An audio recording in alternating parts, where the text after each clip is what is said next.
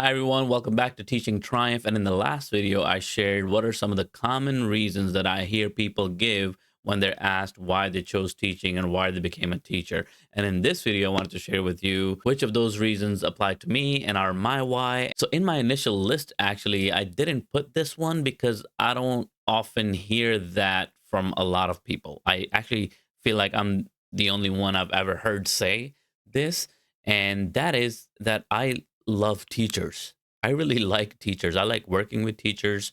Now you might say, like, how could that be your why? You just became a teacher and then you started working with teachers.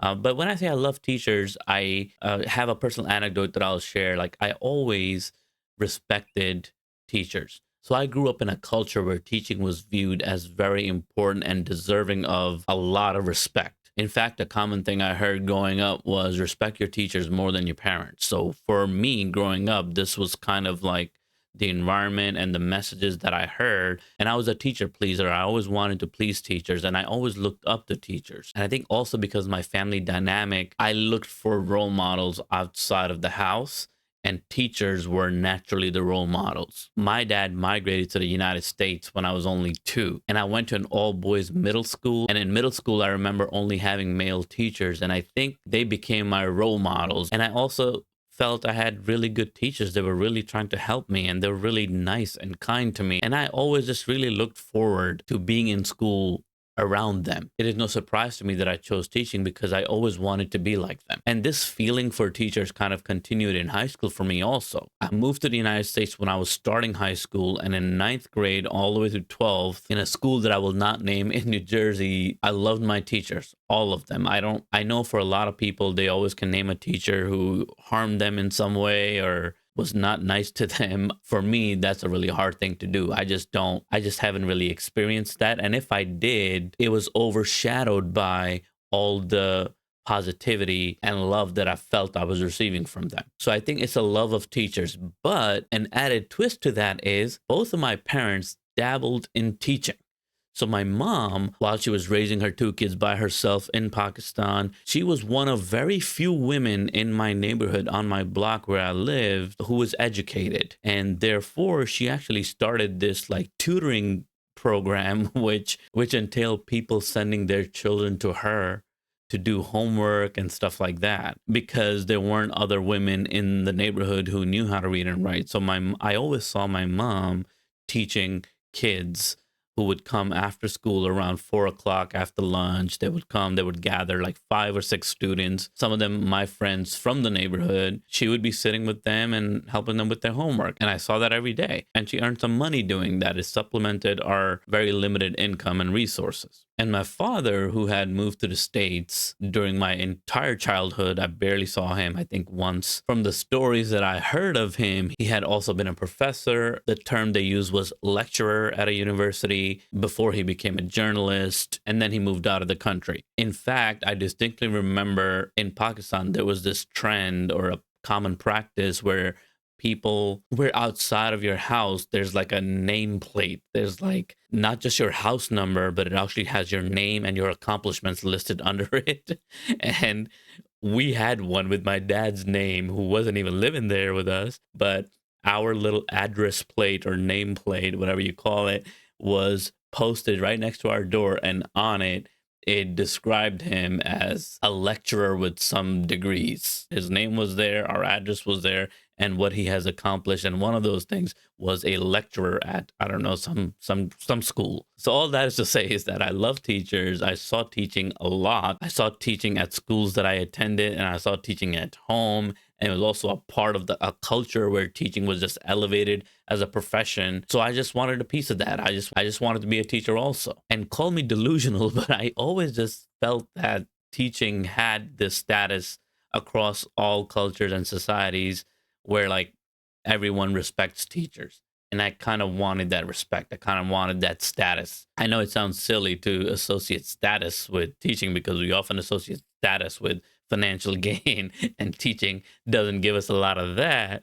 But I felt like there was this respectful status and elevated status of a profession that everybody just looks up to and relies on in every community, that like these are the teachers, they are shaping the future by literally working with the children who are going to be the future leaders and community members and citizens. They deserve all the love and respect, and I kind of wanted that love and respect for myself also. I think that really motivated me for a long time. Even while teaching, I feel like to this day I do feel that the profession deserves a level of respect, and I'm grateful to have the trust and respect of so many children and their parents. So for me, that's a big badge of honor. And the last reason why I became teacher is that very common response. I had teachers who inspired me, and I wanted to be for other children that these teachers were to me. School was always a refuge for me. School was always a place where I'd rather be. It was always just a place where I wanted to spend a lot of time in. I stayed after school. I tried to spend as much time as I could at school for friends, also, probably to hang out and stuff like that. But at the same time, I felt great just being in a classroom with a teacher. I still, like I said, even in high school, wanted to please teachers. And there was a couple of teachers, especially in high school, that really left a mark and kind of solidified for me that that's what I wanted to do also. And one of them was my Spanish teacher, who was just so sweet. The way she looked at you is kind of like your mother, and she was like that with everyone. Everyone loved her, and everyone wanted to do the right things to please her and to follow her lead. And she was always so joyful and laughing and smiling, and it was just contagious, that classroom environment. I just remember like that. And I think I took her actually 2 years in a row to learn Spanish 2 and Spanish 3. For Spanish 1, I had a different teacher who was also a wonderful person, Senora Chicales. And again, it's hard to describe it, just the way she looked at me and the way she received me and helped me and inspired me to learn and validated everything I said. I think those are all the reasons why I felt like this is really an amazing place, her classroom. And I wanted to create something like that one day for someone. And I remember there was a day at school when like teachers would pick a student to swap with, and the student would be the teacher for the day. She chose me for that day. And I couldn't be more proud. I couldn't be more proud. That day was amazing. I think there was something in it about like attention seeking too, as like a young kid. I just felt really proud of myself for having earned that spot, because there was a lot of kids that loved her and there was a lot of competition, but she chose moi, yours truly. So that felt really great. But I just remember I took attendance the way she would. I try to mimic her. She used to give checks for doing the right thing and for, I think, answering the right question and stuff like that. And she used to say, check it para ti, check it para ti. So I try to do that. I try to mimic her. And yeah, that was like, I think that was my first foray into some kind of teaching in a real classroom with real students, which was really amazing. And that stayed with me forever. I don't think I'll ever forget that. And I think that's one of those impactful moments in my life that were like, you know what? I want to do this. This is kind of fun. This is kind of cool. And then the other teacher, I think this also relates to the subject. I also loved the subject of English, both when I was studying in Pakistan in the middle school level and in high school when I came to the United States in ninth grade. I just always had good English teachers. What's up with these English teachers? Why are they always so great? That was, at least that's my experience. So the English teacher, Mrs. Mead, she was just wonderful, very much like Senora Chicale, a motherly figure, very warm, welcoming, smiling. And I remember she also had an initiative where she was like leading a peer leadership program. And in it, she encouraged me to apply. And I remembered peer leaders that came before me. It was like a senior year program. It was a selective program. Kids wrote essays. They were reviewed by the previous year's peer leaders and they were chosen to be interviewed and stuff like that. It was a whole thing, and she encouraged me to apply, and I did. And I got in, and I felt like that was an accomplishment. I never really thought I would be chosen as a peer leader, because I thought these kids had like a special privilege and a special standing in the school, and I kind of was like always looked up to them. And then here I am being one of the peer leaders myself. That was incredible. And had she not encouraged me to take on that role, I would not have gotten into this program. And it came with a retreat and stuff. You went around camping and you did a lot of community building, character building, and stuff like that, which I all really enjoyed. I feel like I became really confident after that. Like that moment really gave me the confidence that I felt I lacked maybe in a lot of other aspects of my childhood, but that really made me feel like somebody. And another cool aspect of this was that as peer leaders, you got to work with middle school students. And guess what I teach now? Middle school.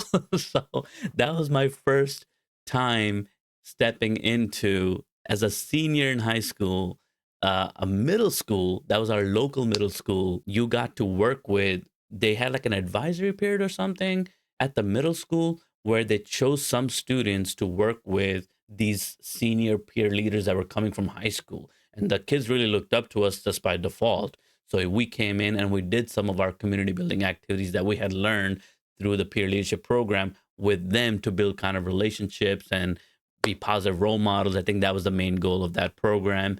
I don't know how successful it was, but it felt pretty good doing it. It was a lot of fun. But I think these two moments, swapping roles with Senor Chicale and getting into the peer leadership program upon Mrs. Mead's request, I think these two moments are really instrumental in solidifying in my mind that, you know what, this is probably what I want to do. This is kind of cool. I like working with people. At that time, that felt like, yeah, this is what I want to be. I want to be on stage. I want to be performing. I want to be teaching. I want to be working with people, and I want to be helping, and I want to be making people laugh, and I want to be making kids learn something. Like all of these things were part of the package for me, and that's why I became a teacher. In the next video, I'm going to tell you the actual journey, how I started the profession, how I entered the profession actually. But let me know what you think about this and share some of your stories, how you came into teaching. That'd be really cool to read. I'll see you in the next one. Peace.